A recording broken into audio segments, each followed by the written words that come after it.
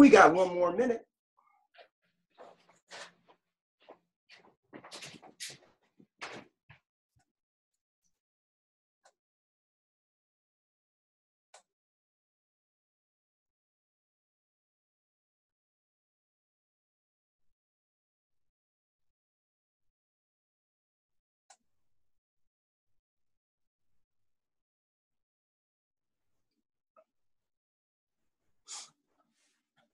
Okay, everybody, good evening. It is 7 o'clock. Can you hear me? Perfect, thank you. Well, tonight is the third webinar, the final webinar for the quantum shift.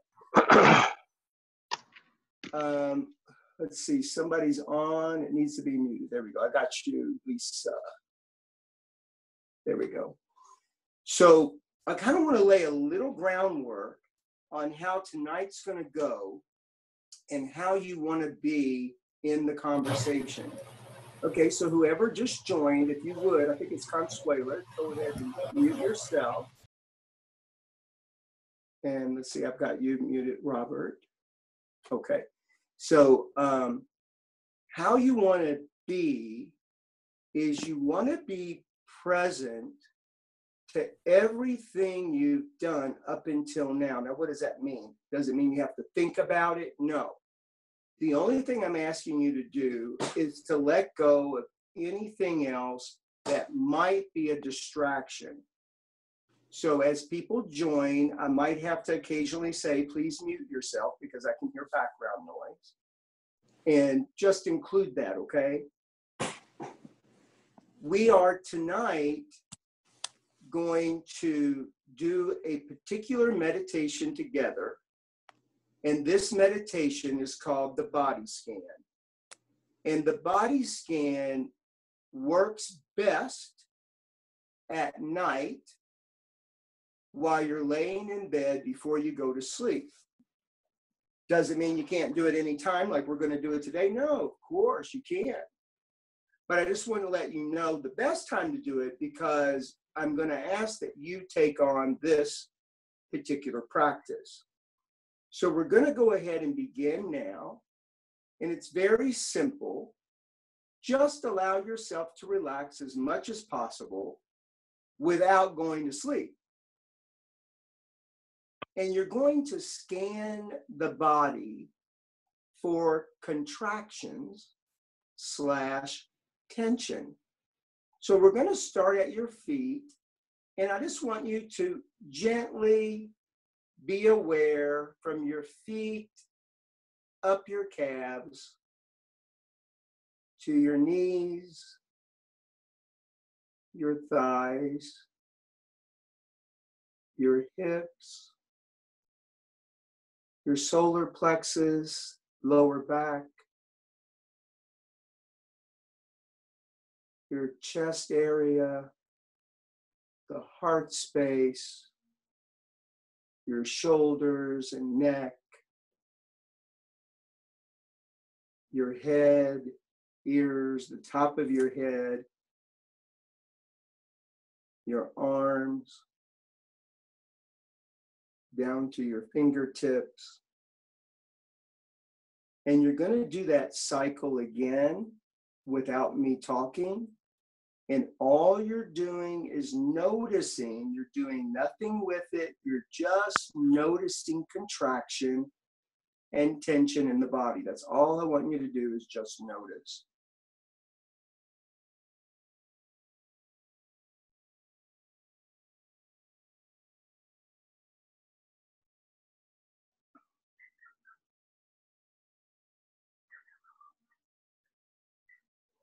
Do another scan.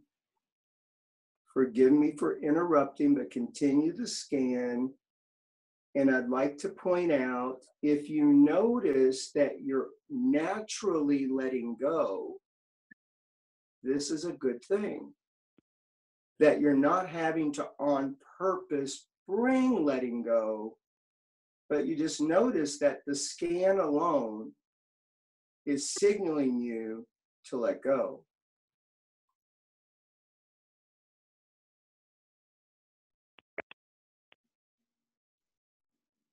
Very, very good. You're going to do another scan.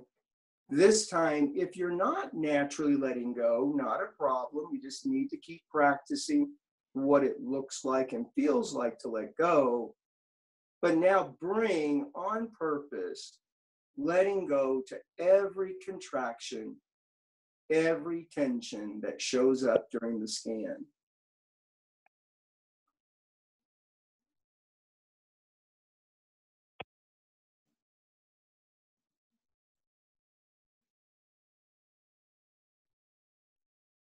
So that we can be together. Bring your attention now to the heart space. You're still just scanning, but I want us to be together from the heart space to the shoulders, to the neck, to the head, the face, the crown, and down the arms to your fingertips, letting go. Very, very good. Now bring to mind any human being. Let them show up in your mind's eye, whoever it is, and open your heart to whoever that is. Don't worry if you're unable or if you're not sure. Opening the heart simply takes breathing into the space of your heart and relaxing it, letting go. Allow the next person to show up in your mind's eye and open your heart to that individual.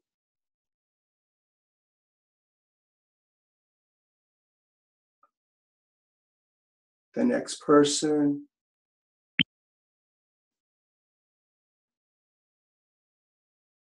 The next person. Notice if anybody shows up and it's difficult to open the heart, bring them back again and open up.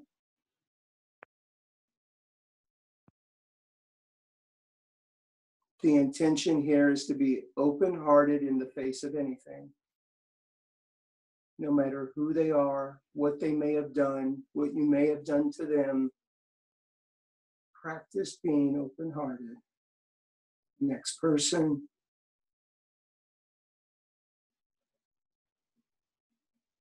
Okay, very good. Now bring yourself to mind and open your heart. You may need to step into some quantum forgiveness to open that heart for yourself. Beautiful. Perfect. Okay, now you're going to shift your attention to breathing. Just feel the breath as it enters your lungs. Feel it as you release. Feel it on the tip of your nose.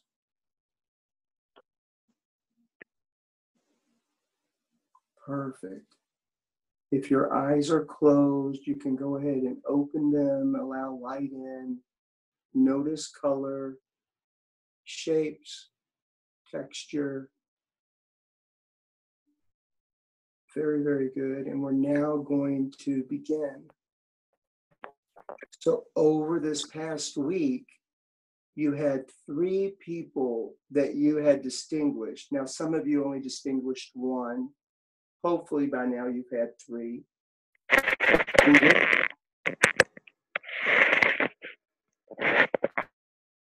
And well, son of a gun, I keep muting. And with those 3 people, you were to be with them as an invented quality or characteristic that you considered unique to them. And it was going to require you letting go of anything that you deemed difficult or challenging in that relationship. So take a moment, please, and consider that exercise over this past week and what might have shown up for you. I'm going to give you a moment to think about it so that you can be prepared to share so we can start teasing out the outcome of this work that we've done, because there's more to it than face value. So I'll be quiet and give you a minute to take a look. Yes, we are recording. Thank you, Charlie.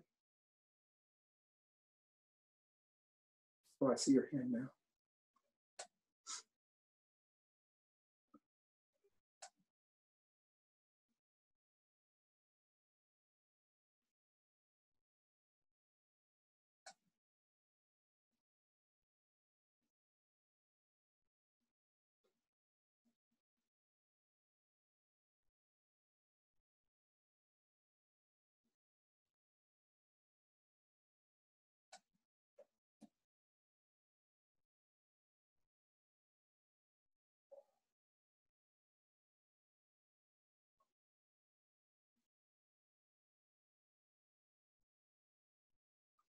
You might consider that when you interacted with them a time or two, you forgot the game. You may notice that you did it once and then it disappeared, or you may notice that out of the three, there was one that you kept bringing it back and bringing it back, and you bumped into something every time you had to bring it back. So I'm going to I'm going to ask you to share, and you'll unmute yourself. Raise your hand, and then, I'll call on you and you unmute yourself. Those of you who are on your telephones, if I'm not mistaken, to unmute, you will press *6, and I cannot remember for the life of me how you raise your hand. So we're going to give you permission to not worry about raising your hand. You can just unmute and start shouting, because I want to hear from everybody a little bit tonight, given it is our last webinar. So who can I hear from first? Maria. Hi, Maria. Hi. So the person that shows up a lot of times this week is a member of the family. Okay. And this person, I have it that she is controlling, judgmental, and is her point of view. That's it. Mm-hmm. And I've been practicing just like me. So that has been really oh my goodness. And I also wrote pieces of paper and I put it on the floor, downstairs, on the stairs, upstairs. So, and the good thing is, well, and then I was thinking about her and her unique gifts. She's committed, she's strong, and she's caring, just like me. And so I catch myself, because of the little pieces of paper on the floor, just like me, when I was reading that, like, oh my goodness. And I was thinking about different people right during the day, and I was like really present to that. So just like me, it really opened something for me that they're not different than me, I'm not different than them. Yeah. And really got me present to just have love present for them and for myself. Yes, very good. And I wonder, not like you would have to notice this, but I do wonder if you may have noticed that the controlling, the judgmental, like these characteristics were not somehow protecting her in her own view. Not that it's real protection, right? But that in her own view, in her own perception, that was how she protected herself. I wonder if you may have noticed that. Not that way. Okay, very good. Can you notice it now? Yes. Yeah, very good. Thank you so much. Thank you for the sharing, Maria. Thank you. And go ahead and mute yourself back. And who's next? let's see, I have Jeannie, because she's going to remind us of how to raise our hands. Jeannie, darling. Wait a minute, did I unmute you? Because I can't hear you. Let me find you. You went away. There we go. Unmute. Say something, Jeannie. Son of a buck. You're unmuted. So your own phone might be muted, huh? All right, well then we're going to go to Deb and Sue until you can work yours out. Deb and Sue, if you would unmute yourself because the thing is floating all around here. It was you, right? Oh, is it a different Debbie or was it you? No, we're unmuted. Were you going to go? No, go ahead. Okay. So mine was Frank, and the other two people I never interacted with during the week, so Okay. Came up. But with Frank, he was my substitute supervisor, and my goal had been not to have to contact him at all while my supervisor was on, my real supervisor was on vacation for 2 weeks. Yeah. Not because I didn't want to bother, mostly because I just didn't want to bother him. He's busier than sin, right? The very first day, Monday, 8 o'clock in the morning, I got a contact. And so there was a lot of my normal story there, my normal, the three things that I say. And I wasn't present to the sort of just like me thing. And but it wasn't a bad interaction, but I just noticed there was a feeling in the body, that familiar feeling in the body. And so I, just practiced letting the feeling go. And I didn't get, and this is so great, because when you talk to Maria and you mention, could it be those three things or sort of how he protects himself? I hadn't considered it at the time, although I have been saying for a long time, one of the things I can't stand about him is he's insecure. And, this is a manifestation of it. I was making that wrong. And what I got out of the just like me right now is I'm the same insecure person. Like that, you know what I mean? All the three things that, I have, that people would say about me, whatever they are a complete manifestation of my own insecurity. And that's where I really get. Yes. Really are the same. Like, you know what I mean? It's the same, it's a manifestation of the same thing. That's right. Once you get it, like really get it, you can never not get it again. Yeah. And then you can see it everywhere, even in those moments when we don't wanna, when whoever it is in our world that shows up as the controlling, the judgmental, or the insecure, or whatever our assessment is of the difficulty in the relationship. Sometimes we don't want to let that go for just like me. And we even have a story that it's not true, just like me. So really good. But once you see it, you can't not ever see it again. Thank you for that, Sue. It was very good. Thank you. Deb? Well, when we did the call last week and I shared my person Amanda and I got to just like me and it made me crack up and laugh. I practiced all week. I didn't have an interaction with her because she's not communicative. But I did. But what I found myself doing is I would let it go, and then it would want to come back. Yeah. And they kept coming back, and I would let it go, and it would keep. And so even though I did I could get to just like me, I found myself going right back, like I was programmed that this is the way she is, and I didn't have a lot of freedom in my own mind about her because I didn't have an interaction with her, but it just kept coming back. Yes. So let's take a look, everybody, because it is automatic that much of what we do is to change the reality. So for instance, am I letting go because I'm letting go, or am I letting go so she will occur differently? Mm-hmm. That's a great question. Yes. Yes, I believe it's the latter. Yeah.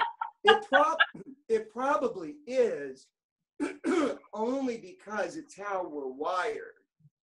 And, you know, I will say again that our intention here is to create a lot of power in who we are as small self and a lot of power in accessing and being the higher self. It isn't to trade one for the other.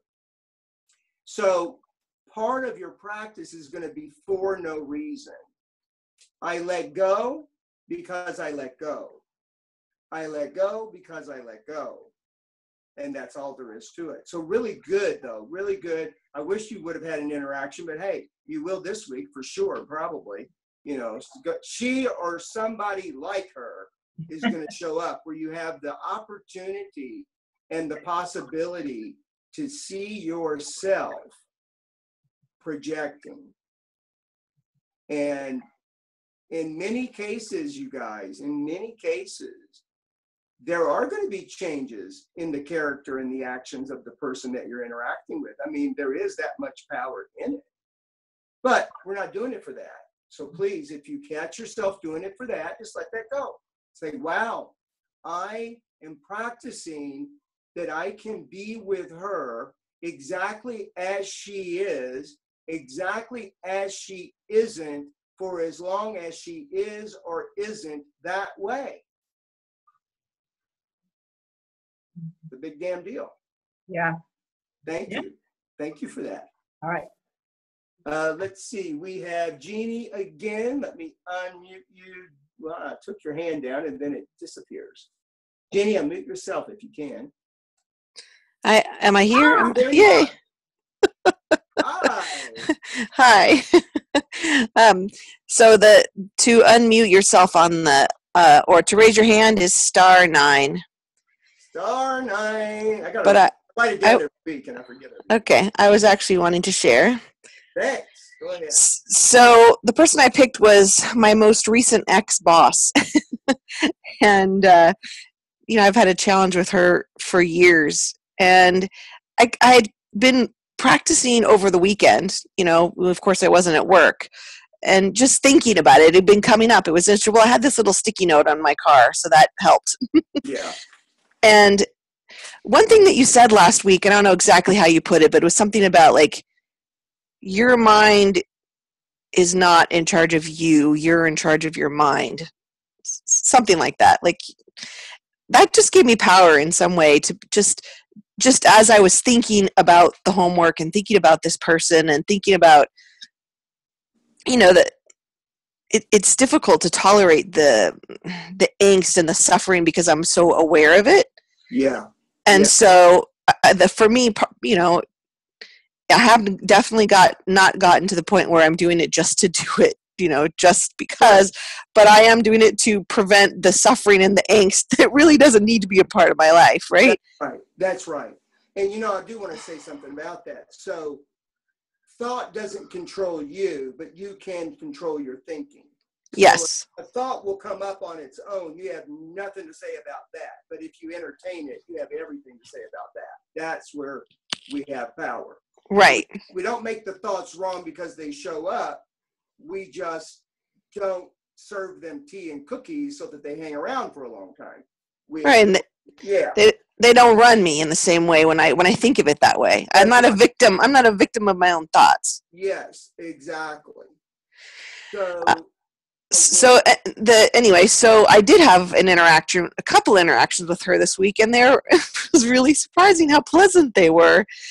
And I was actually looking forward to it because I was interested to see what the thought process and the thinking and the intention of it over the weekend and how that would show up actually in interactions. And she's no longer my boss, so we don't have to have interactions, and she just popped in my office the other day and she was all bubbly and delightful. And I was just like, wow, that's so cool. Yeah, that is so cool.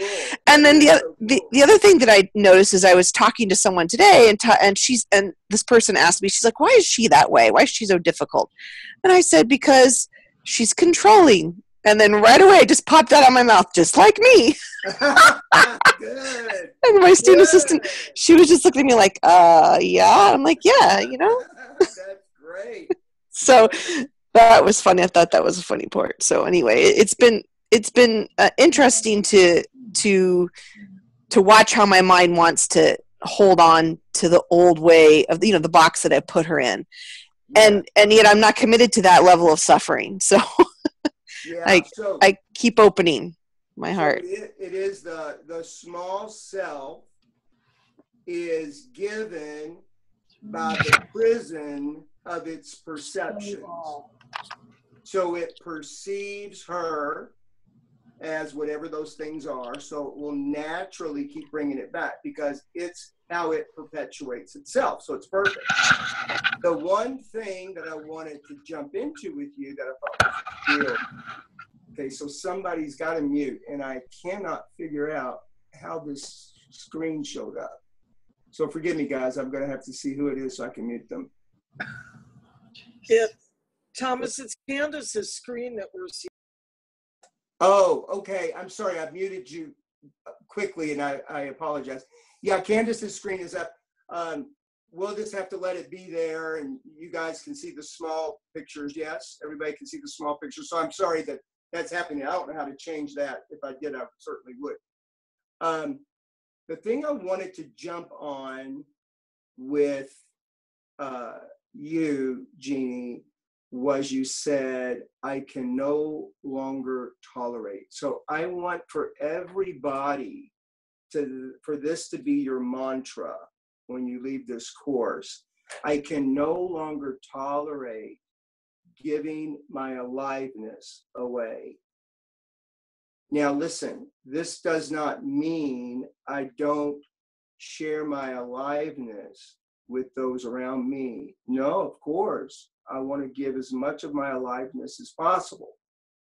What we're actually saying here is giving my aliveness away, as in giving it to the circumstances, the interpretations, the perceptions, giving my aliveness to that, I can no longer tolerate. And I want that to be your mantra following the course, because everything is in service of what? We're in service of aliveness. So very, very good sharing, you guys. So who's next? I'm looking for some hands up or somebody to shout out either way. We need one more. There we go. And that is Jackie. So I got you, Jackie, and I've got you unmuted. Hi. Hi. So a couple of things. I have really been in the soup, not just providing tea and cookies to the feeling habit. I have been dining and hanging out. And what is your feeling habit? The feeling habit is it's too late to fix. Okay, so preface with I feel like it's too late. Yeah, I Okay. feel like it's too late to fix. Yes, got it. Can it be it's too late? Or does it have to be it's too late to fix? I don't know. Okay, that's fine. You can keep it as it is. I just wanted to check I'll in. look at that. Yeah. And what I've really gotten present to is, and maybe because there are variations on that. So I find that, it shows up where I feel like it's too big to fix, or I feel like it's too hard to fix, or but I have noticed the energy. Very good. Thank you. So you're noticing the similarity of the energies. Yeah, and so I've been dealing with some health issues. I had a tooth extracted last week, and I've had some GI pain, and I've noticed the similarity of the energy of those experiences with the energy that I have attached to my feeling habit. Yes. So I came to the call, expecting that at some point I would share some of this, and just acknowledging how deeply I've been in the soup. And as you were starting to coach Maria, I had this unbelievable breakthrough with regard to my sister, who was one of the three people that I had identified. And, my sister and I have had a challenging relationship now for, 55 years. Okay. Put Elizabeth away. Wait a minute. Let's see where this is coming from. Somebody's causing an echo. Please mute yourself. Thank you. Okay, Jackie. Sorry, honey. No problem. So, I've had a difficult relationship with her for 55 years. And, I've never even thought about it in terms of the timeline. And, and I brought our relationship to various courses and looked at ways to have this breakthrough. And I never realized how stuck I was in my business about it. And so, like I said, as you were starting to coach Maria, it just came to me. So what I said about her is that she's critical. She always looks for what's wrong. She's closed to other points of view, and she's ungrateful. Just like me. And she's intelligent, she's well-read, she's sophisticated, just like me. And what I really saw is that she is concerned. At the core of her being, she is concerned. Yeah. I have never, ever, ever seen that as something to relate to before. Wow. And she has lung cancer, stage 1, thank God. Yes. About to undergo a procedure to have part of her lung removed. And I'm flying out to Dallas to be with her on the 14th. Yes. To help her for a week or so after she gets out of the hospital. And I've been really trepidatious about, how that was going to go. That's gone. Wow. Right? Like all there is for me to be there and be of service to her. And all she is concerned. Yes. Got this personality that gets in the way of how she expresses it and all of that. And, and I've made up this story that she's all of these things without ever seeing what was at the heart of that. Wow. Yeah, that's really beautiful. It's really beautiful. Yeah. Sorry. So what I'd like to put in is you are there to be of service.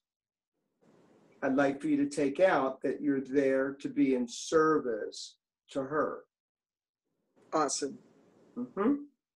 This weans everybody. If you can catch this, what this allows for is that the sister will be however the sister is, but I'm not there in service to the sister. I'm there to be of service. And what are we in service of? Aliveness. That's it. That's it. Yeah.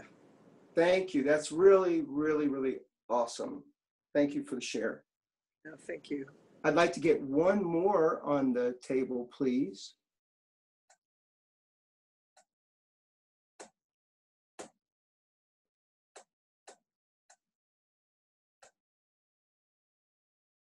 Maybe I'm not going to get it, huh? Okay. All right. Well, I can live with that. Tim, this is Jill. Yeah. Hi, Jill. Yeah. Well, here's what I would offer. Yeah. And this isn't really enclosed in a big share, except that I've really come to see that I can make the shift. And I think I shared with you about thinking of others, how then something negative seems to come up right away. Yeah. And I was down on myself about that. Why do I do that? Thinking about their good, and then this other intrudes, really like annoying, and thinking I must be a really flawed person that I do that. Bad. Anyway, but here's what has really pleased me is I just see that I can shift that and go with being generous. Yes. And yeah, I mean, I really can do that. And that's like, that feels like a miracle. I think it's a miracle. I think it's a miracle that you can let go, or any of us can let go of any self-judgment because a thought goes across our brain. And it just so happens once in a while we grab it and we make it real. And then you let it go. Eventually, as you get very sensitive to the energy of it, Jill, it won't even form in a thought anymore. Yeah. The energy of it will show up and you'll naturally start letting that go. And the beauty of that for every one of us, the beauty of that is that you get to experience more right now. And that is our life purpose, is to experience life, aliveness. So if you have to have a reason why, that would be the reason why. So really good. Thank you for sharing, Joe. I really, really appreciate it. So now I'd like to move into a short conversation around letting go. So everybody in the room and all of you who are watching the recording, we've all had opportunities to really practice letting go. Some of us might say we're really good at it. Some of us maybe not so good at it. I don't know. But overall, we've had a lot of opportunity to practice. So I want to give you a few tips to support you in continuing that practice. So there's 3 tips, okay? The first tip is that letting go is a physical act. So what do I mean by that? Well, you might remember earlier, Sue shared, and she said that she noticed a contraction in the body. And that's what she practiced letting go of. Everybody, listen, if you can get sensitive to it, you will notice that along with anything that you're going to let go of, there is a physical sensation to it. There absolutely is, without exception. The key is, are we sensitive enough to our feeling that we catch it and let it go? Or is that what we need to practice? So if you start at the physical level, this gives you a lot of power. The second tip is that it's also an emotional act. And by an emotional act, what I'm saying is that there is an emotional energy. Now, how many of you don't have to answer this, but on your own mind, how many of you, when I said it's an emotional act, started looking at emotional labels? See, it's kind of automatic. I say emotions and we see labels, all the kinds of emotions that one could have. But the emotional act I'm pointing to is that at the emotional level is the experience of energy and vibrational frequency. Now listen, this may stick and it may not. Please don't get stuck on any of it. Let that which you can get be gotten. That which you don't get, just let it go. Because as everybody knows in this kind of work, things will formulate over time and you'll see it the way you see it until you see it differently.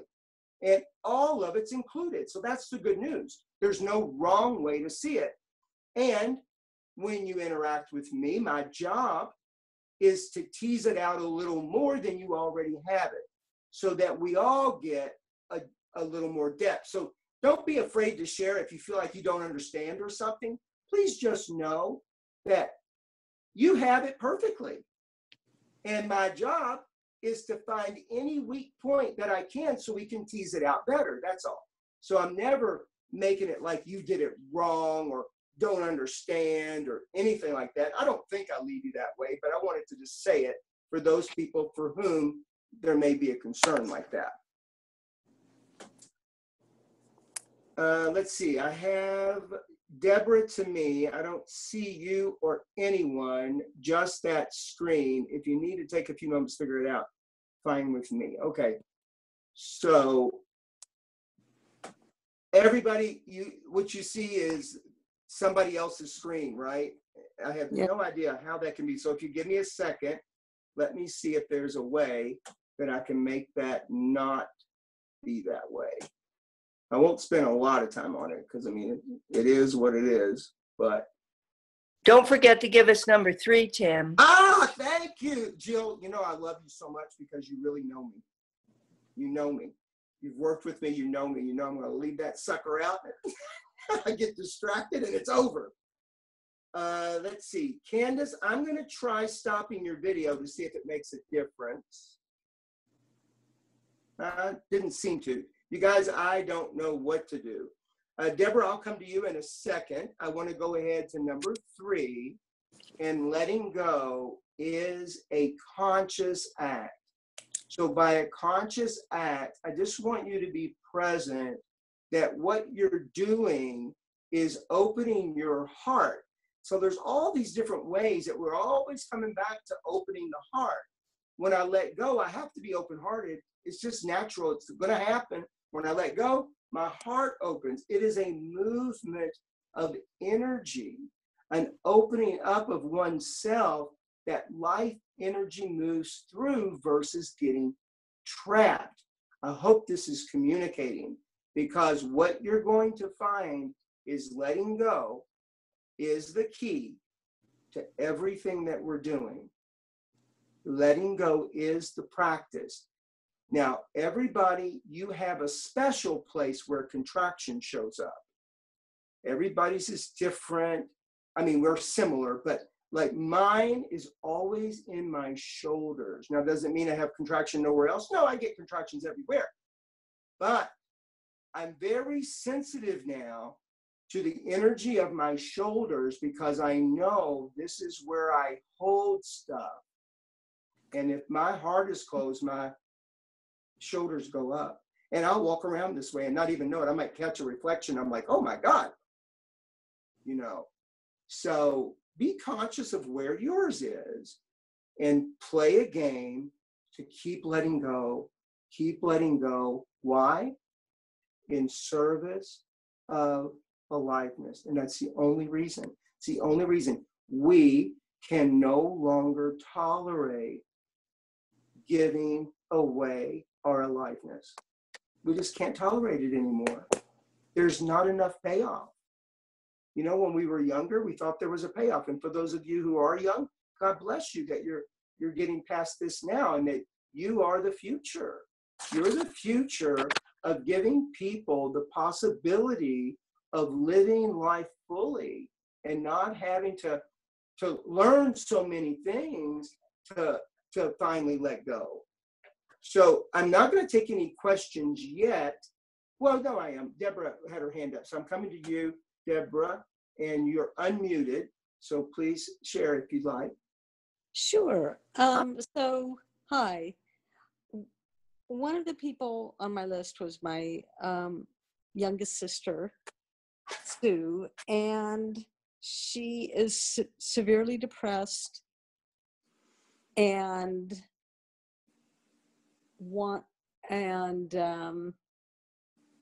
it occurs to me, you know, lives in the past. Mm. And that is, like I haven't spoken with her this year, and she's reached out to me by email and wants to have an email dialogue. Yes. And I really just got that she really can't talk to me right now. So so I'm left with email or nothing.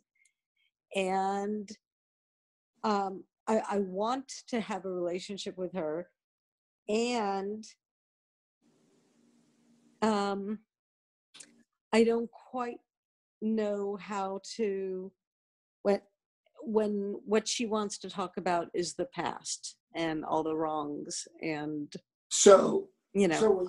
So when you talk about, she wants to talk about the past, so let me make sure I understand.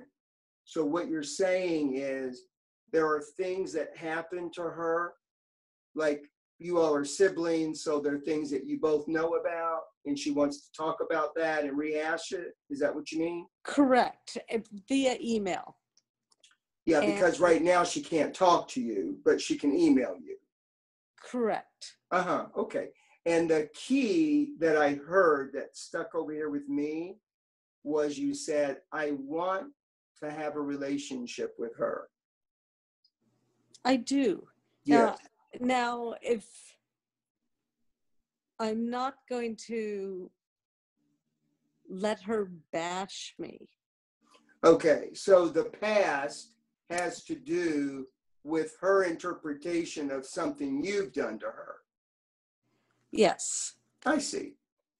And these things, whatever they are incomplete in her world, or are they figments of her imagination? Probably a combination. Okay. And you feel like you've done everything you can do to have it be complete for her, but she's unwilling to let go. No, almost. Okay. But not quite. So I have not been willing to engage with her request for email communication. I've been insisting on, like, she's written me like a 10-page email. Ooh. And I've told her I'll read it if I can read it while on the phone with you so we can talk. And she refuses. Mm-hmm. So, and I'm okay. You know, I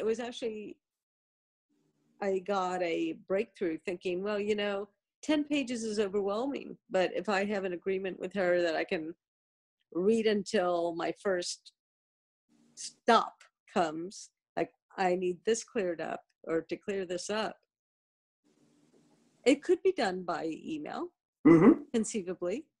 And you may not even have to ask for that. You might just do it that way. You might respond first piece or first element or first whatever and address that. I think that's powerful, because if you do want to have a relationship with her, what you have to be conscious of is this is the relationship that she's willing to have. And you can't have it both ways. Okay, but it's true. But in service of aliveness, and I have aliveness is written down, being in the moment, free from anything. Yeah. Mm-hmm. It's being in the present, being in the past. Well, I guess it's consciously being in the past. Well, okay, so let's take a look at that. You're discussing the past, but do you have to be in the past? No. She might be in the past. Okay, well, there's nothing you can do about that. But you can address the past, like history, sure, and can be completely present in this moment in service of aliveness.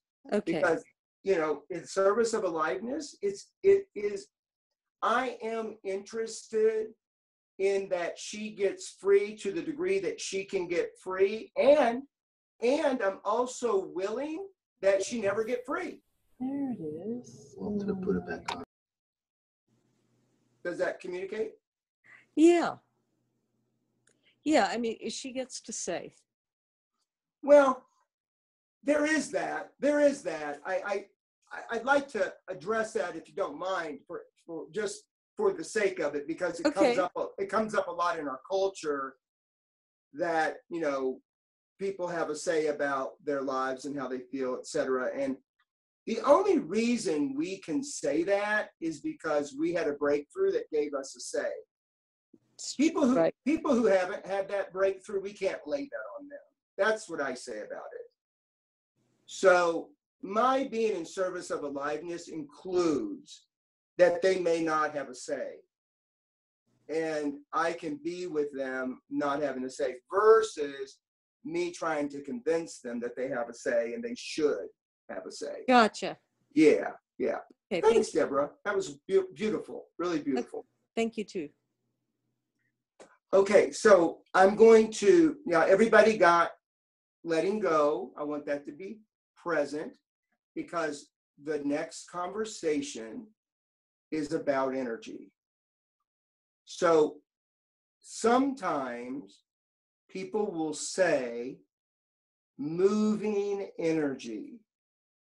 I may have been guilty of saying it at some point myself. I want to cover my tracks just in case, because we got lots of videos out there. I may have said it, I don't know. But what I want to point to is that energy moves until it can't. So there's no me moving energy. There's only me being the open vessel that energy can move, because the nature of energy is that it does. That makes sense? So our letting go allows energy to move through. If the energy moves through, I don't have anything to hold on to, which brings us back to the interaction I just had with Deborah, which means I'm in service of aliveness. So that one little thing, letting go, letting go, letting go, letting go, that one little thing has so much power, so much power.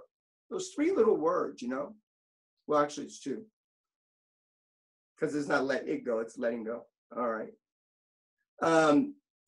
Nikola Tesla, I have a quote here. He said, if you want to know the secrets of the universe, think in terms of energy, frequency, and vibration. I'm going to say that again. Now, do y'all know, everybody knows Nikola Tesla? If you don't, you should look him up. If you want to know the secrets of the universe, he says, think in terms of energy, frequency, and vibration. That is our work. That is the work that you and I have embarked on. There was a moment that I thought we really broke into something, which we did, but then I realized we have scratched the surface of something. So the good news about that is, where I thought this is going to be the course, there's always another course.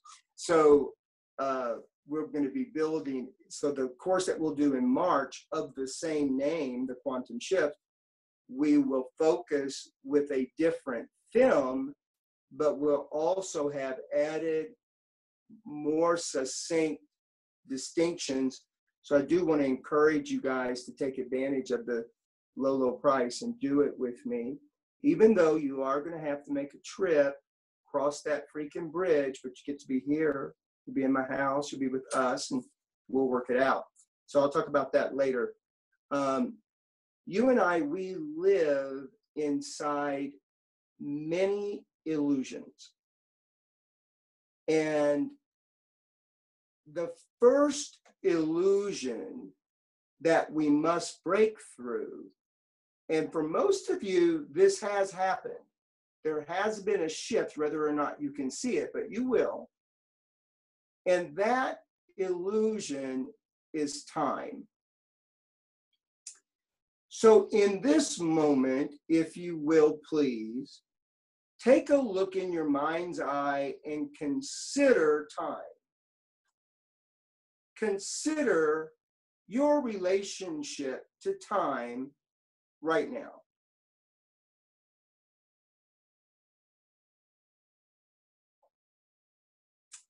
And the question is, how does time feel?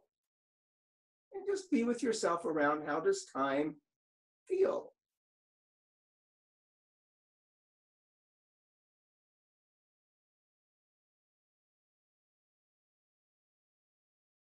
And now consider how you feel about time.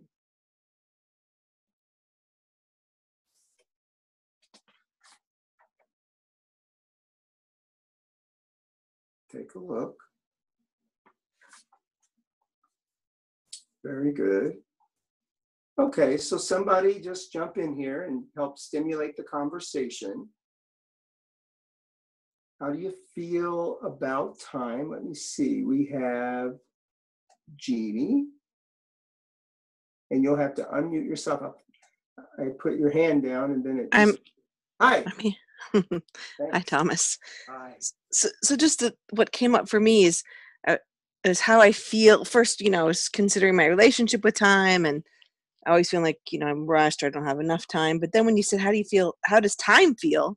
Yeah. I was like, oh, doesn't really feel like anything. I don't know. It just, there was like an emptiness to it, an openness. And then you said, how do you feel about time? And that's when the same feelings of the rushed, or it feels like a pressure, or, not enough kind of thing. Right. And if you were to think back to August 12th, Saturday, and we did the time exercise, are you able to compare how you feel about time now to how you felt about time then? I have zero recollection of the time exercise. Sorry. Okay. Yeah, we did it. It was the last thing that we did, because one of the things that I promise is a shift in your relationship to time. I remember that. And it is a magical shift. But here's the funny thing about this shift. Unless you bring it present the way that I am now, you won't necessarily know you had it. Now, it doesn't mean it's not there. It just means that the comparison of it disappears too. So, I invite you just to play around with it this week. There's nothing for you to do. This will come naturally. And if it doesn't happen for you, nothing's wrong. There's just some other things in the letting go process, some other things in the game of being in the world, your one thing. Yes. Good. Thanks. The one thing that comes up for me when you said time, and I was thinking about this week and my relationship to time, this is the first week of school on campus, and it's been all over the news about how horrible the parking's going to be, and so I've been, conscious of leaving early, but there hasn't been that panic like I've had really in the past. Good. And it's probably because I just feel more powerful in my thoughts, and I'm just like, I'm going to create a parking spot. And every single day this week and last week, is this the first week? Oh, yeah, this is the first week. I've got a parking spot. Like, I drove and I almost ran into somebody who was pulling out in the very first row in the very first spot. Like, that never happens. And today again, like, there was every spot in the lot was filled and there was an empty spot for me. Oh my gosh, that is so great. It was just awesome. So I've definitely been connected to that, but not seeing how it does relate to time in the way that there's just a, like, knowing that it's going to work out. There's not as much. You're not holding anything in your body as it relates to time. Yeah. You're still holding on to stuff because we're human and we hold on to stuff. Right. But you'll start to notice that around time, you manage to naturally start letting go. And I have found this to be consistent with just about everybody who has practiced these distinctions. So thank you for jumping in there. Sure, thank you. I want to hear from somebody else, please. Don't make me beg. Oh, I'm not begging. Okay, good. So, Susie Powers. Hi, Thomas. Hi. I just want to say I was kind of surprised when I was looking at time, because I used to measure everything by how long it's going to take, because I'm an organizer. And I was just looking at it just now, I was like, and you said you'll notice that you didn't notice that you were just letting go. And I was looking at it, I was like, I don't even have anything on it now. I was really surprised. Nice. Yeah.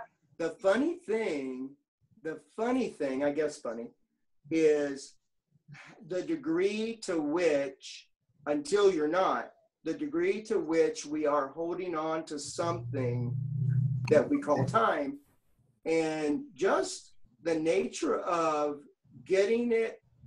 blatantly getting it as an illusion, and then creating it as a feeling, we then had the ability to let go of it. But until then, it actually owned us. we were actually swimming in a sea that we called time, and it wasn't even real. So thanks for expressing that. Is there anything else you want to say? No, that's it. Thank you, Thomas. Perfect. So I have 916-792-14 something or other, and I'm unmuting. That's me. Hi. Andrea. Hi, Andrea. So my relationship to time. So this summer, you know, I work in public school. I'm a speech therapist in public school, and so I was off for the summer. And so even though I had commitments, I didn't have my work commitments. And so time, I was more at ease. I started back to work on the 7th, and I just feel the constriction in my body. And something came up for my daughter where her behavior changed. And the start of it. Are you on a speakerphone, baby? Yes. Okay. Okay. And the start of the am I still? No, you're beautiful. Perfect. Okay. So Lauren had something that came up for her that where she is really being aggressive and you know, a real change in her behavior, and it came up on the first day of school, and we had a change in my schedule. But this happened a year ago when I started back to work, where her behavior changed. And I get that there's a certain way that I show up when I'm feeling pressed for time. And just in this conversation, or even earlier today, because something happened, and I'm, you know, so my relationship to time is almost as if there's not enough time for me. It's going to go to her, and I have to steal my time. And I get that is not the truth, and I can create just the fact that that I can realize that. Sure. I get to shift. Certainly. Yeah. And let's go. We're going to work on it together right now, so that you have a very streamlined possibility that will work every single time and will take less and less thought. Okay. So the first thing is that it is a physical act. So I want you to now locate in your body where you hold press for time. Just kind of scan your body and just notice where the contraction or the tension is. My upper back and neck. There you go. So now in the upper back and neck, see, you carry a lot there. I just want to make that point. So you're going to start just breathing into that area and letting go. And Andrea, you're letting go for no reason. That is very important. You're not letting go to feel better. You're not letting go so that Lauren is better. No, you are letting go because you can let go. It is in service of aliveness and nothing else.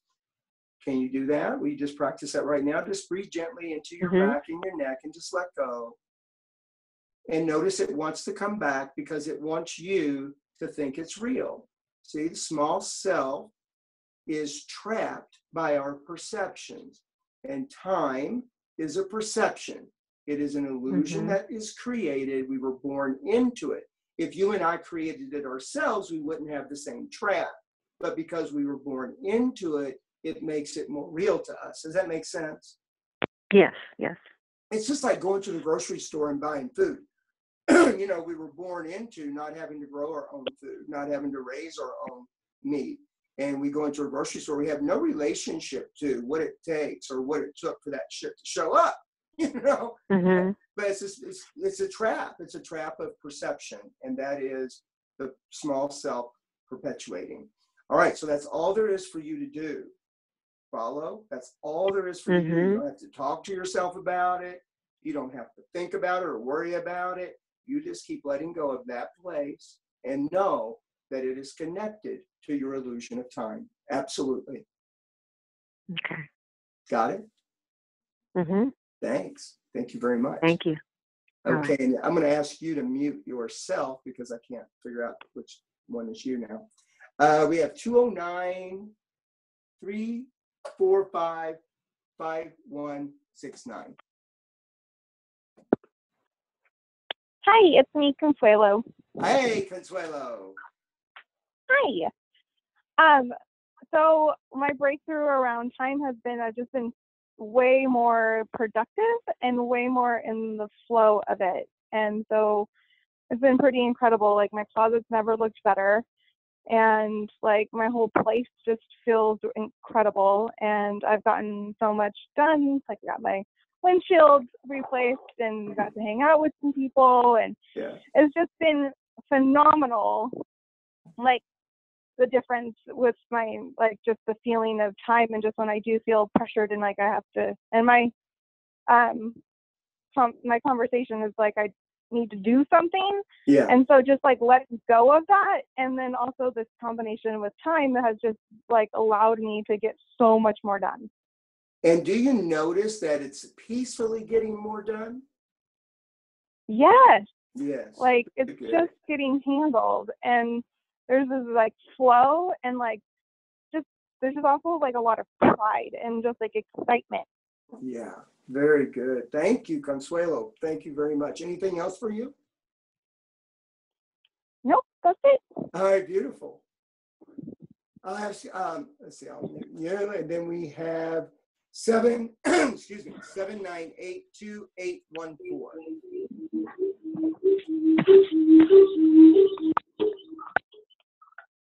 Was I wrong?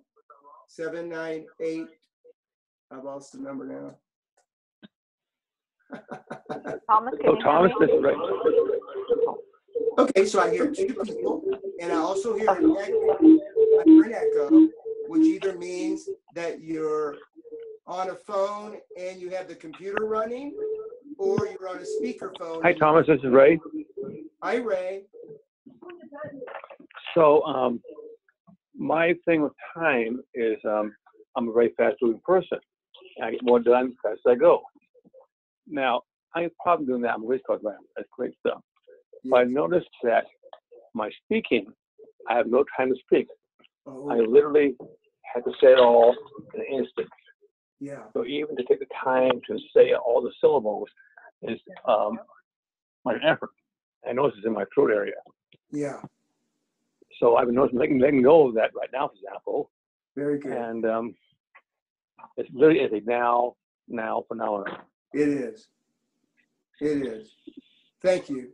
Thank you very, very much, Ray. Thank you for having that opening. Let me see. Thomas, this is Cheryl. Can you hear me? Yeah. Hi, Cheryl. I can hear Hi. Okay, I just had something really quick to say about time. This is how I always feel about time. The days are long, but the weeks fly by. It seems, like, oh my God, this day's never going to end. And before you know it, the week is over, and it's just the weirdest mix of too much time and not enough time sort of combined. Yeah. And so that's just kind of, I feel like I have a better relationship towards time. I don't feel like I'm always looking at my well, I don't have a watch, but I'm, looking at my phone to see what time it is. Sure. I don't feel like I'm quite, doing that as much or worried about what time it is or thinking about what time it is as much. But I just always kind of feel like, the days are long and the weeks fly by, so it's kind of a. Now, so we could say, if I said, so what is your relationship to time? You could say, well, my relationship to time is I feel like the days are long and the weeks fly by. That's your relationship to time. If I were going to ask you to shift your relationship to time, what shows up for you when I ask that question? If you were going to shift time, if you were going to shift your relationship to time, what pops up in front of your brain, your screen? Probably not to have so much emphasis, to put so much emphasis on time. Like it's not. It's just all irrelevant because it just is. We're just here and it just is, and so to try to make it significant seems, almost ludicrous in a way. It's just really not significant. because making it significant is where one is giving their aliveness. So I like you said, so your new relationship to time is that it simply is, or the relationship to time is I am, whatever serves you best. But what I'm asking, I love it. Yeah. What I'm asking you to do though, Cheryl, is I'm asking you to put it in existence right now, and that you practice it like your life depends on it. Not like it was just a good thing to talk about tonight and a good share. No, I want you to put it in existence, and I want you to practice like your life depends on it. Will you do that? Sure, absolutely. Very good. And keep in mind that it's recorded, which means we'll remember, and I'll ask you about it. Okay. Okay. All right, good. Thank you, Thomas. Thank you. Is there anybody else before I move on to the next conversation? I'm looking over here. I see a hand. It looks like Susan Powers. Actually, it's Joe. Joe! Hey, Joe. Hi, Thomas. So this whole conversation is great, right? I mean, I'm seeing things in everyone's conversations so far that has been going on for me as well. What's really stood out for me is that I have a situation at work. I have a large kitchen project I've been doing, and the homeowner made an agreement with me to do the flooring. So I had to schedule him. He needed to take time off from work. And so, he was, I found myself, just like 6 weeks ago, I found myself kind of avoiding that conversation a little bit. But, I finally, just told him, okay, so let's set it for this date. And, I looked at my schedule and I said, if I'm able to stay on time, everything will work out. And, about a week after we set that, we had to got started with this course. And my relationship to the time is, the time's been sliding, and it's just construction. Things happen, and I've had no angst around it at all. It's just a matter of making an adjustment. Yeah, so you've been able to let go of where you've been holding the contraction of time. Yes. Beautiful.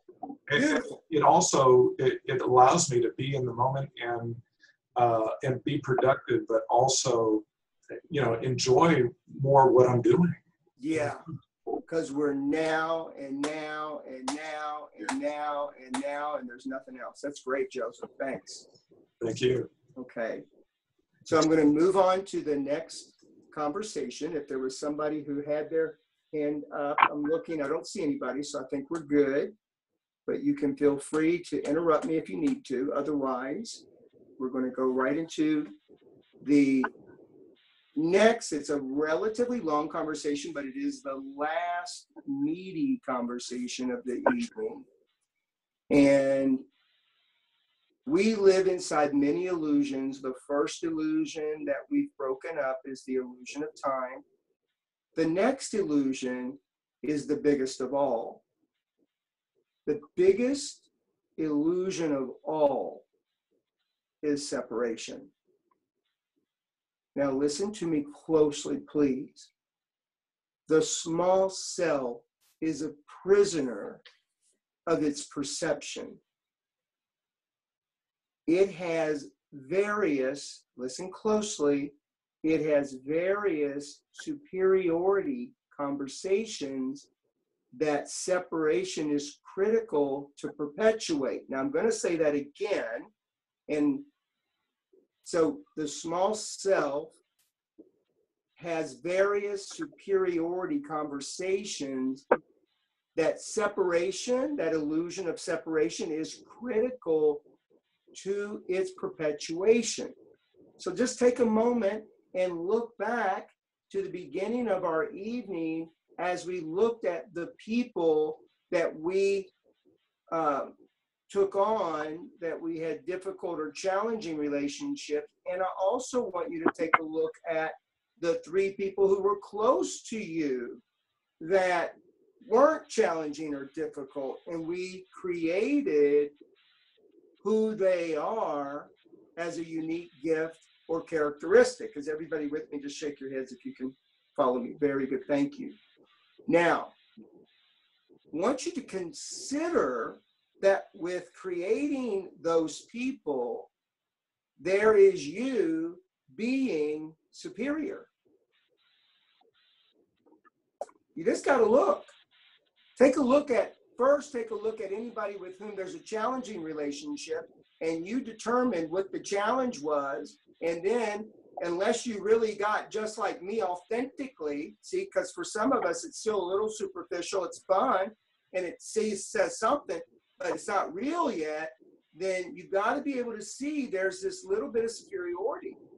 And I say this even for those of you who play yourself down, that you even have that playing yourself down is superior to other people who try to play themselves up. This is not bad. This is natural. This is natural, and if you cannot see it, you are denying yourself the possibility of the biggest illusion that exists for a human being. See, it's necessary, this little superiority conversation is necessary for the small self in order to survive. It's always comparing, and it's comparing at the level of, where am I better? Yes, I'm really bad at this. That makes me a better person because I'm suffering. Or I'm really good at this and nobody else is. That makes me better than they are. What the hell's wrong with them? It gives us some kind of dialogue. Stay with me. Please stay with me. It creates this dialogue that can only exist as small self. Do you understand? If we're dominated by that dialogue, then what happens? Small self perpetuates. And we have very little experience of higher self leadership. Not saying you don't have any, but it's limited. We want no limits. So you must see the illusion of separation as the illusion that it is. Once we're able to break up that illusion, the superiority conversation goes poof. You don't have to do anything about it. You don't have to go around letting go of judgment. You don't have to be letting go of control. This will naturally fall by the wayside. So hear me out, and then we'll dig in a little bit together. Everything is connected as one thing per quantum physics. And it, that is the whole of it, appears as many things. Notice I didn't say people. Notice I said everything is connected as one thing per quantum physics. And it, that is the whole of it, is appearing as many things. Everything. Not just everyone. Mute yourself, whoever that is. Here I come, I'll have to do it. Very good. Everything, not just everyone, is unified. Everything is one. Separation is the true illusion. Einstein, E equals mc squared. We've all heard it. But what does it mean? Really? So very simply, E equals mc squared means matter and energy are actually one in the same. All matter is energy, not has energy. All matter is energy. You are matter and you are energy. If we took all 7 billion people on the planet and we shrunk out all the empty space that exists between every atom, all of us would fit in 1 cube of sugar. That's scientifically true. You and I are more empty space than we are anything else, but our eyes are designed to interpret the visual illusion. We decipher the energy so that we see the things that we see, but the things that we see is merely a fraction of what there is to see. There's so much energy that you and I can't even perceive.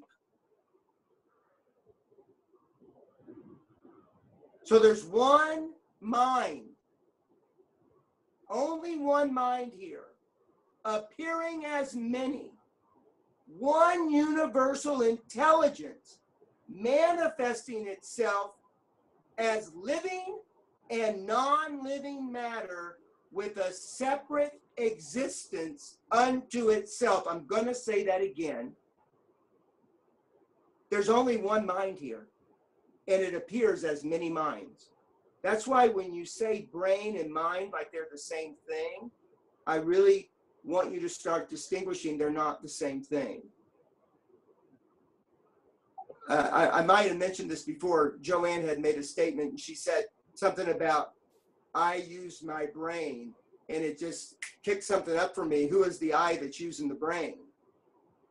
Well, the mind uses the brain. We're not going to go down that tunnel. Our good friend Robert Coleman says, choose the rabbit hole you're going to go down. So, you know, I can go down several rabbit holes at one time, and I don't intend to do that. I'm going to take Robert's coaching and stay on one rabbit hole. One universal intelligence manifesting as seemingly living and non-living matter with a separate existence unto itself. The best way to use it as a metaphor would be to consider the ocean and all the waves. Every wave is seemingly separate, existing apart from the ocean, and yet it is the ocean and has never left the ocean. It's all a very convincing illusion that gets perpetuated by the small, separate self. We and everything else that we interact with are not separate from the one, but the expressions of the one unified consciousness, so that that one can experience itself. And that is the quantum self. And if you allow this to get in any way that it can, you don't have to have it right, then you now have the quantum shift.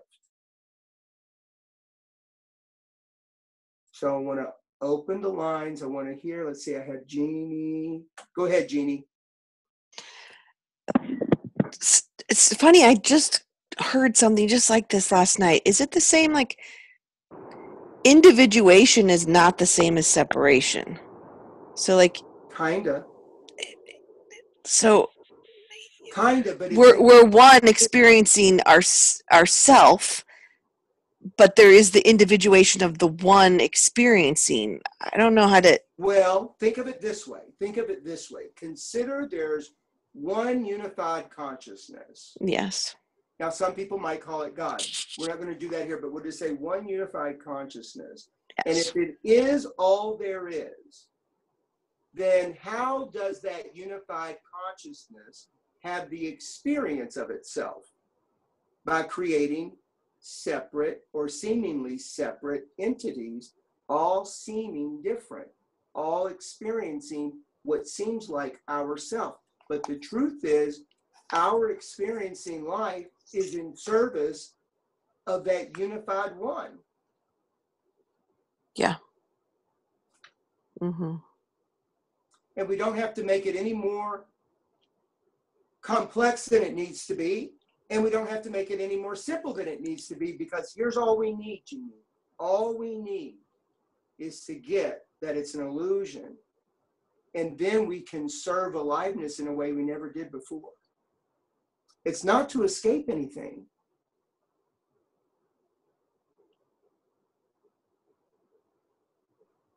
Okay, I'm coming to Debbie. Oops, there you go, Debbie. No, it's actually Sue. Okay. So, you know, I was actually dwelling on this conversation this week, and it had me embrace my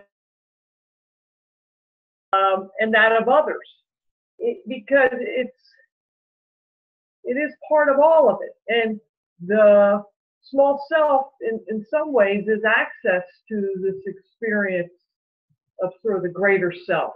And the way I sort of constructed it for myself that to inspire me was like I was thinking, well, what if the greater consciousness is thrilled to experience life through this skin bag? Yeah. Your skin bag, and frankly, the tile on the floor. Like, in other words, it's not just experiencing through human life, it's experiencing life through every manifestation, physical manifestation that we can see, okay? And maybe more that we can't see. I don't, you know what I mean? But I know what I can see, like in my surroundings right now.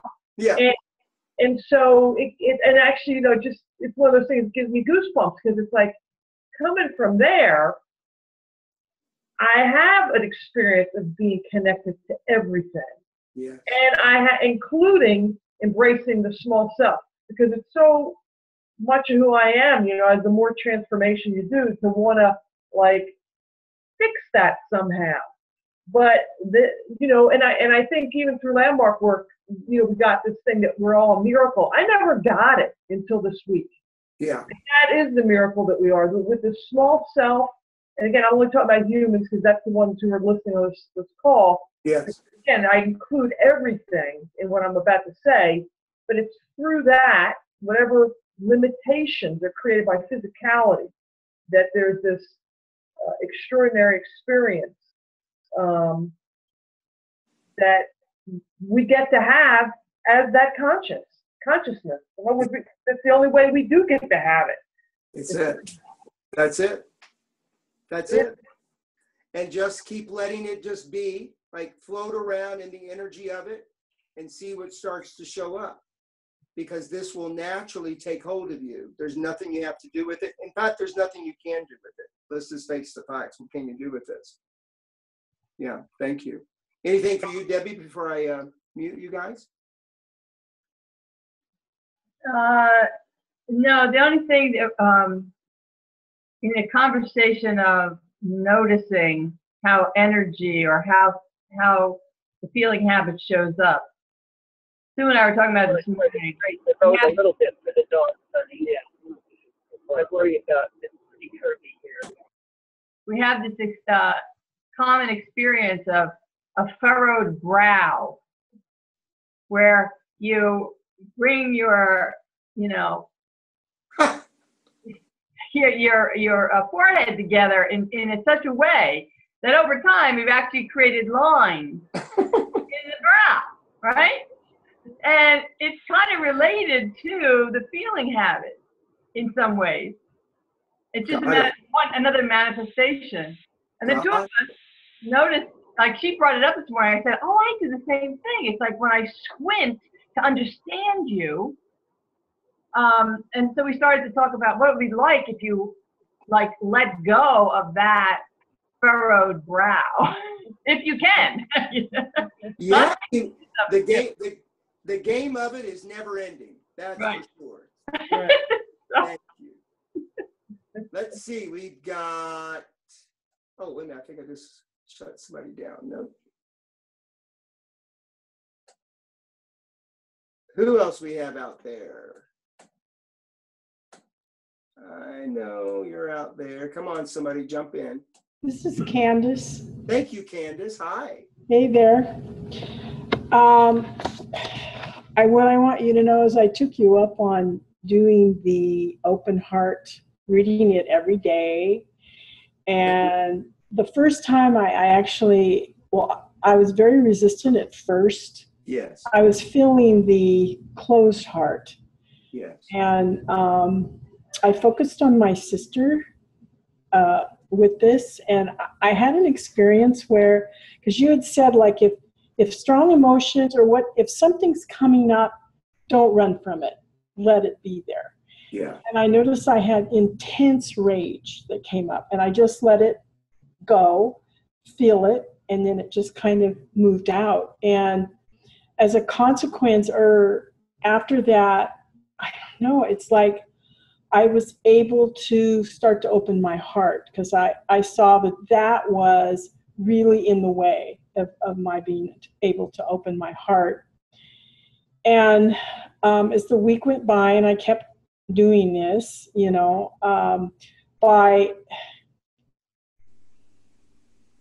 don't know, I looked at that part of my family, and I made like a decision that my sister would probably never reach out to me again, maybe, because this was prior. It took 28 years, and the wisdom course, it was a similar thing that happened, and blah, blah, blah, But today, it's been 2 weeks, a little over 2 weeks since my birthday, and I got a birthday card from my sister's daughter, and it was just this delightful card. And she talked about how I was, like, basically I was just kind of a fun child, and she loved that so much about me. And I realized that I had made this whole thing up, that it was really, I was really living in the past of what had happened before, and this is something new, this is something now, Yeah. So. Good job. Very, very nice. Thank you for reading the document. Do what? Thank you for reading the document. It's a great document. Yes, and I wanted to acknowledge you too, Tom, because the work that you're doing is it's phenomenal. I've studied A Course in Miracles, and and I haven't for a really long time. Yeah. And it's just so great to have this coming back in my life. Thank you, Candace. I appreciate that. Yeah, you're welcome. Anybody else want to jump in as we begin to wind down and complete our evening? I'm watching for hands. Tom? Yeah, is that Tim? This is Tim. Hi, Yes. Tim. How are you? I'm wonderful. Thank you. I've been resisting the course Yes. for a long time. And I noticed that things were starting to show up where I'd be walking and I'd come within, some distance from a person, and I noticed that they either were alive or they started to pick up on the aliveness that I've been experiencing. Yes. Or they weren't there, and I was thinking if I'm a warrior, I'm using my own words, but a warrior for aliveness. Yes. Then when people pass by me, they should be starting to smile and catch on to that wave of aliveness. Yeah, they should get touched by that energy, for sure. And so I think that's been one of the very valuable things I've gotten from the course, because so I really want to acknowledge you that you completed the course, and I want to acknowledge the resistance that was there for you. And resistance is very real for all of us, and that you now are practicing whatever you were able to get and use it to the value of aliveness over where you are. And the thing to start really practicing is, where else are you resistant, and can you let go? Why? Because resistance is a red flag for heart close. That's all. That's the only reason we care. We let go of resistance. Why? Because it opens our heart. So thank you, Tim. Thank you for sharing. Thank you for being here. Thank you, Tom. Thank you. Yes, sir. Anybody else? Anybody else to complete the evening?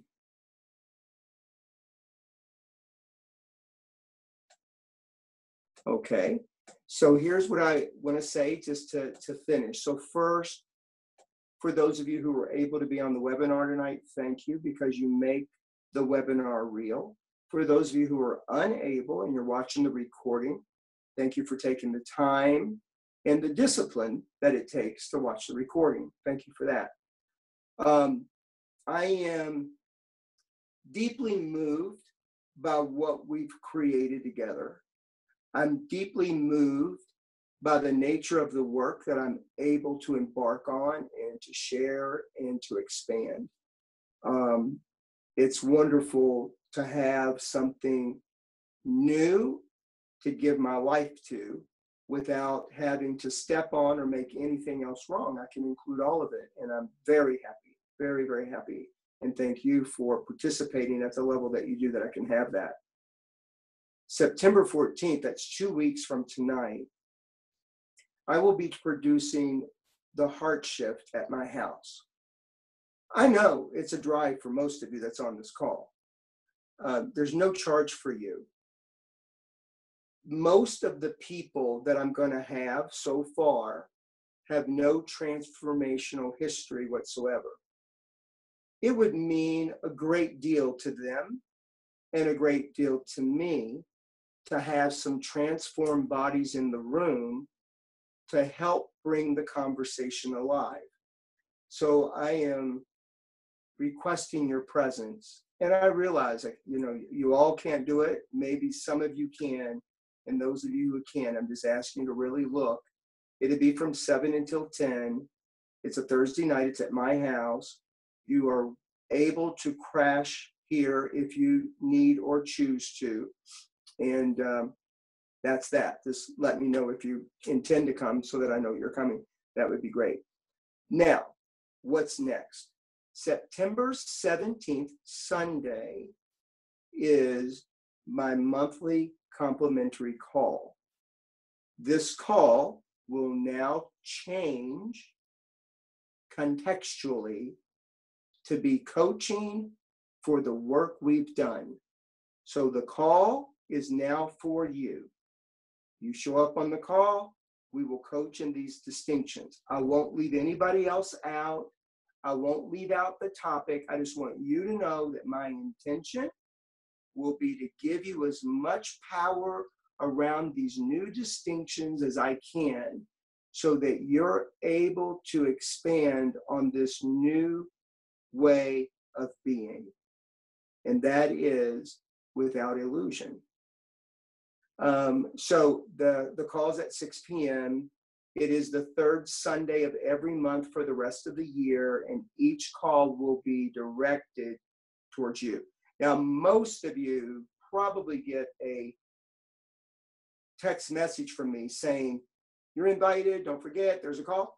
So you'll still get those. And if you don't get them, I'm going to add the list that I have for you and make sure that you get them. Okay, so that's that. Next year, March 10th, we will do the next version, the next evolution, if you will, of the quantum shift. For you, it's $100. Do it. Again, it's at my house. You need to stay the night. It's on a weekend. You know, we'll be here all day Saturday. I will have food at the house brought in. And of course, for lunches and stuff, if people want to go out, they can, but I'll make sure we have food there for everybody if they want to partake that way. And that way we'll go out on the deck and eat and what have you, and then we can come back in and do the course inside. I love you very, very, very much. My heart is fully open because of you and who you are and what you make available to me. So thank you for my personal transformation and for your participation. With that, I declare the completion of the quantum shift. And I'm saying good night. I will unmute you if there's anybody. There we go. Unmute all. Thank you, Thomas. Love you.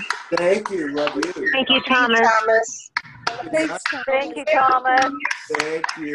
Love you, love you, love you. Love you. Love you.